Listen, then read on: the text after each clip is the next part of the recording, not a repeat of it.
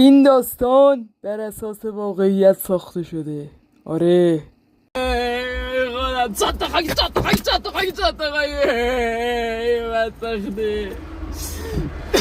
داش نصرت چی شده؟ نبینم غم تو. آجی تنگ دلم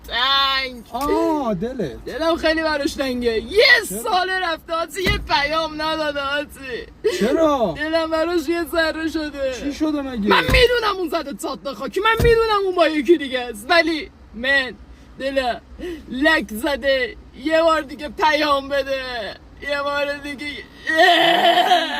داداش آروم باش بابا. گفتم چی شده؟ اینا همش طبیعیه دیگه، اینا تو همه رابطه هست. قربونت برم درست میشه. دوباره پیام میده، دوباره میاد نازتو میکشه. تو باید نازشو بکشی، واسش گل بگیری. تازه بعدم میاد کلی منت داره که چرا بهم زنگ نزدی.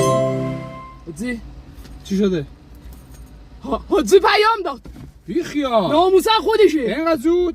خودش چی گفته؟ ببین چی گفته؟ خدایا چه زود حاجت دادی. باز کن ببینیم چی گفته. ببینم بازش کن. سگ تو روحت. چرا؟ همستر داده. خب واسه شروع خوبه دیگه داداش.